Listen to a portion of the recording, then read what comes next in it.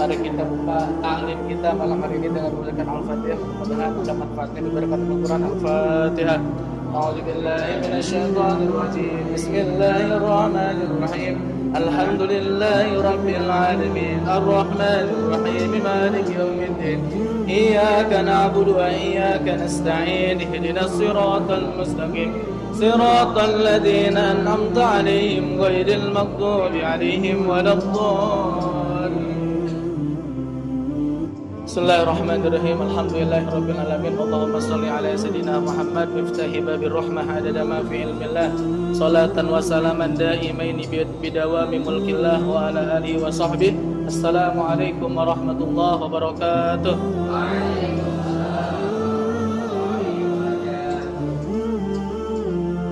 Innal hamdalillah nahmaduhu wa nasta'inu wa nastaghfiruh wa na'udzu billahi min shururi anfusina wa min sayyiati a'malina may yahdihillahu fala mudilla lahu wa may yudlilhu fala hadiya lahu. Asyhadu an la ilaha illallah wa asyhadu anna Muhammadan abduhu wa rasuluh la nabiyya wa la rasula ba'da. Alhamdulillah, marilah kita senantiasa panjatkan puja-puji syukur kehadirat Allah Subhanahu wa taala yang telah memberikan kita banyak nikmatnya sampai kita bisa bermuajah di yang insyaallah diridhai oleh Allah Subhanahu wa taala. Yang sama-sama kita hormati dan muliakan guru kita bersama Al Ustadz Mufti. Mudah-mudahan Allah panjangkan umurnya, berkahkan hidupnya, dan juga dimudahkan dalam segala urusannya. Amin ya Allah ya Rabbal alamin. Begitu juga asatidz yang lainnya, mu'alim, mudabir, dan para jamaah yang insyaallah mudah-mudahan oleh Allah Subhanahu wa taala dijadikan orang-orang yang faat dunia dan akhirat. Amin ya Allah ya Rabbal alamin. Mungkin yang udah belajar talim boleh dibuka lagi ya. Jadi di dalam kitab Talim dijelaskan wayam bagi ayyan wiya lil muta'allim ridho Allah wa izalatuz zahli wa iqamuddin. Insyaallah pada malam ini kita pretel ya sedikit-sedikit, mudah-mudahan ada manfaatnya. Yang pertama, ternyata kita disuruh niat nih. Siapa sih yang ngarang kitab Talimut Talim? Ada yang tahu? Talim? Syekh Zarnuji ya. Zarnuji yang pengarang kitab Talimut Talim. Jangan ditinggalin ya di rumah, di mana harus diajarin terus Talimut Talim. Agak lumayan bahasanya. Agak lumayan, tapi kalau berusaha ketemu artinya. Yang pertama adalah ayyanuya ridho illahi ta'ala. Untuk senantiasa seorang pelajar atau seorang mencari ilmu untuk senantiasa niatnya karena Allah. Kalau bukan karena Allah rugi banget ya. Kalau bukan karena Allah rugi gimana? Dulu sahabat Rasulullah 3 orang yang amalnya sangat paling hebat dan paling luar biasa, cuma berakhirnya masuk neraka dengan salah niat tadi. Yang pertama adalah orang yang jihad fisabilillah, senang perang, perangnya luar biasa hebat, ngalahin musuhnya banyak, hebat. Suatu ketika meninggal kemudian dimasukkan ke neraka gara-gara niatnya kira-kira apa ya? Ya Allah, mana surga saya? Saya perang di jalanmu ya Allah. Kata Allah, kadzabta, engkau bohong. Bohong kenapa ya Allah? Engkau perang karena pengen dibanggakan oleh orang, pengen disanjung, pengen dibilang hebat, pengen dibilang jago. Orang tadi ternyata niatnya bukan karena Allah, tapi niatnya pengen disanjung, pengen dibanggakan di hadapan para jamaah atau di hadapan sahabat-sahabat yang lain. Nauzubillah min dzalik. Coba bayangin, jihad yang orang benar tulus itu layak masuk surga. Tapi karena niatnya salah, ini bahaya.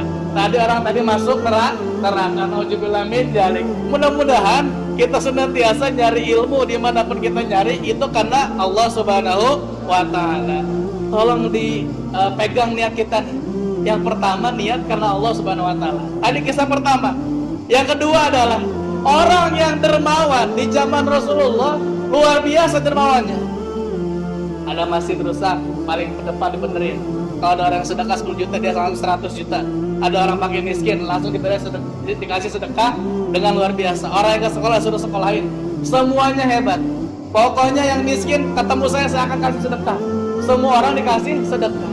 Cuman sama orang yang dermawan tadi, yang ahli sedekah masuk neraka. Nauzubillah min dzalik. Kenapa? Ya Allah, mana surga saya? Kata Allah, kadzabta, engkau dusta wahai hambaku. Engkau bersedekah, berinfak untuk sama kayak disanjung orang. Pengen disebut ahli-ahli sedekah, pengen disebut namanya di mana-mana. Bukan karena itu maka engkau tidak layak masuk surga.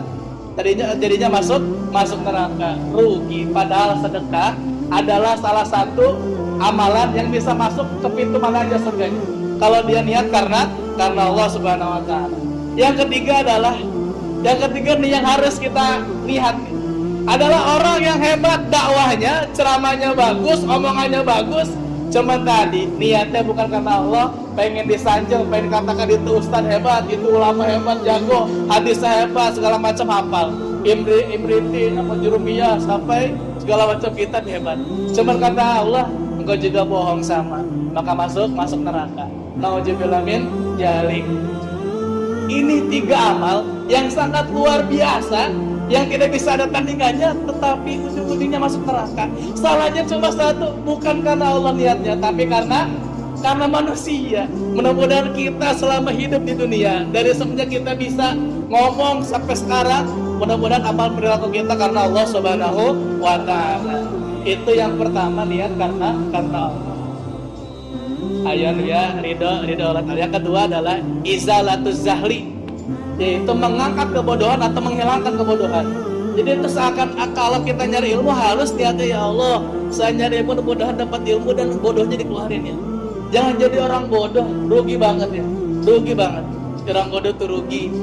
Mudah-mudahan kita jadi orang berilmu. Yang ketiga adalah orang yang senantiasa mengkokohkan Islam. Kalau orang mengkokohkan Islam seperti ini nih contohnya, seneng ngaji dan seneng ibadah ke masjid, luar biasa. Apa tuh hadisnya tuh yang mendirikan agama? Ada yang apa? Orang siapa mendirikan agama, dia mendirikan Aqamah, Kota Komadin, ada yang apa? Pada lupa. Kalau gitulah, barang siapa yang mendirikan agama, barang siapa yang dia mendirikan sholat, maka dia seakan mendirikan agama. Kemudian selanjutnya gini, tadi cerita sahabat, sekarang pengen cerita ulama. Ulama siapa? Ulama 4 mazhab. Yang paling pertama adalah Imam Abu Hanifah. Imam Abu Hanifah ini kecerdasannya luar biasa, menggunakan akal logika. Suatu ketika Imam Abu Hanifah umur 7 tahun sudah mengalahkan ulama-ulama yang sombong. Umur 7 tahun udah ngalahkan ulama yang sombong, luar biasa. Suatu ketika di sebelah kampungnya atau di RW atau di mana gitu ya, ada ulama yang sombong luar biasa, mengatasnamakan dirinya hebat, dan orang lain pada kalah. Emang sejarahnya yang depan kalah sama dia. Penasaran Imam Abu Hanifah, datang ke majelisnya. Hadirin yang dirahmati Allah, kata ulama sombong tadi, bahwasanya Allah itu tidak ada. Buktinya mana Allah kelihatan nggak? Siapa yang bisa jawab pertanyaan saya akan ikut dia. Abu Hanifah langsung diri, umur 7 tahun diri, langsung dicela oleh orang hebat tadi. Anak kecil mau ngapain di sini? Saya mau jawab pertanyaan kamu. Apa pertanyaan kira-kira? Allah itu ada apa tidak? Yang pertama, Allah itu ada apa tidak? Imam Abu Hanifah, ulama mazhab yang pertama dari 4 mazhab, berkata, wahai, namanya Syekh Dairiyah, kurang lebih ya, Syekh Dair. Kata Imam Abu Hanifah, jawabannya gampang. Lihat aja dirimu ada ruhnya gak? Dirimu ada ruhnya gak? Ada. Apakah ruhnya di kepala? Apa ruhnya di kaki? Apa ruhnya di tangan? Kemudian ulama yang sombong tadi terpikau ya, diam aja. Oh, kalau begitu saya lontarkan pertanyaan yang kedua. Tapi sebelumnya, apa kau bisa membuktikan oleh itu ada? Kebenaran Imam Abu Hanifah ini membawa susu. Tahu susu gak? Susu enak ya. Apa bedanya susu dengan kopi? Ada yang tahu? Kalau kopi itu hitam semua ya. Kalau susu tungtungan doang yang hitam ya, katanya ya. Katanya gitu ya. Paham ya? Mudah-mudahan paham. Nah kemudian Imam Abu Hanifah membawa susu. Dipertanyakan lagi, wahai ulama, apakah susu ini ada manisnya? Apakah ada manisnya? Kemudian kata ulama, ada. Apakah manisnya di awal, di akhir, di tengah, apa di pojok? Kemudian terdiam ulama sombong tadi. Ada manisnya diam. Yang terakhir, yang kedua adalah ulama tadi penasaran terus pengen nguji Imam Abu Hanifah. Yang kedua, bagaimana Allah sebelumnya ada apa tidak? Imam Abu Hanifah saking pinternya, kalau itu mah gampang. Kamu punya tangan, punya. Coba. Ini apa ini? Jempol ya bahas kita. Sebelum jempol apa? Sebelum jempol apa? Kata Imam sombong tadi, orang sombong, diam dia. Nah ini apa nih? Kelingking. Nah kalau kelingking apa sesudahnya? Nggak ada. Nggak ada sebelum jempol, nggak ada. Sebelum kelingking nggak ada. Itu udah takdir Allah. Allah tuh ada. Kalau kata Sayyidina Ali, kalau mau aja, Allahu kana qabla khalqil makan, Allahu kana ba'da khalqil makan, Allahu kana kamakan, Allahu kana qabla kulli syai'. Jadi Allah itu ada sebelum segala sesuatu ada. Allah itu ada setelah segala sesuatu ada. Jadi Allah itu maha terdahulu, maha ada. Yang terakhir adalah, wahai anak bocah, gimana sih pekerjaan Allah? Kalau gitu saya pengen ngomong di mimbar dan engkau turun ke bawah. Boleh gak? Boleh.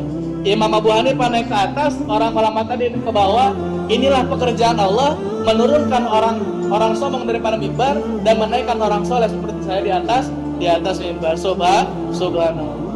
Jadi luar biasa. Orang 7 tahun udah mengalahkan ulama sombong. Ini karena hakikat Allah Subhanahu wa taala. Kemudian yang kedua terakhir yang salah ya, daripada cerita Luqmanul Hakim. Ini Luqmanul Hakim ini ada di Al-Qur'an enggak? Ada ya, surat mana? Kalau seandainya ada di dalam Al-Qur'an surat dan orang disebutkan ada 2. Dia akan paling mulia dan dia akan menjadi orang yang serendah-rendahnya atau sehina-hinanya. Ada nama Fir'aun di Quran. Ada Abu Jahal. Tabat syada buat siapa itu? Abu Lahab ya. Ada nama Abu Lahab di Quran. Tapi untuk dihinakan. Tapi ada lagi nama Muhammad, Rasul segala macam untuk dimuliakan. Itu 2 ya. Kalau ada orang di dalam Quran, yang pertama adalah yang akan dimuliakan dan pasti mulia. Yang kedua, kalau ada orang nama di dalam Quran yang akan dihina sehina-hinanya. Nah, Luqmanul Hakim suatu ketika, ini Luqman ini orang biasa ya, orang biasa dalam menjawab pengembala. Punya tuan, kata tuannya, Luqman, sembelih seekor kambing bagi ke saya yang paling bagus. Apa yang paling bagus? Serahkan ke saya. Luqmanul Hakim langsung motong lidahnya, tapi dengan disembelih dulu. Lidahnya dipotong dan hatinya dipotong. Dikasih ke tuannya tadi, silahkan dimakan. Ini yang paling sehat dan paling segar. Iya. Besoknya lagi penasaran si bosnya atau si tuan. Wahai Luqmanul Hakim, coba engkau sembelih kambing, berikan lagi yang terbaik. Yang tidak terbaik buat saya. Yang tidak terbaik. Yang pertama yang baik, yang kedua tidak terbaik. Ternyata sama, lidah sama hatinya dikasih. Kemudian tuan ini nanya, wahai Luqman, dari kemarin kok ngasihnya sama? Yang bagus lidah sama hatinya, yang jelek lidah sama hati. Dijelaskan sama Luqman, begini tuanku, banyak orang yang bisa ngomong lidahnya hebat, tapi perilakunya jelek. Banyak orang yang bisa ngomongnya hebat, tapi tidak bisa mengamalkan apa yang dia ucapkan. Dan ada orang yang punya hati, tapi hatinya tidak dipakai. Paham ya?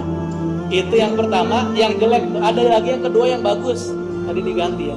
Yang dua yang bagus itu banyak orang yang berkata bagus, amalnya bagus. Banyak orang yang hatinya bagus, amalnya pun bagus. Makanya yang paling terbesar dosa kita adalah 2, mulut sama kemaluan.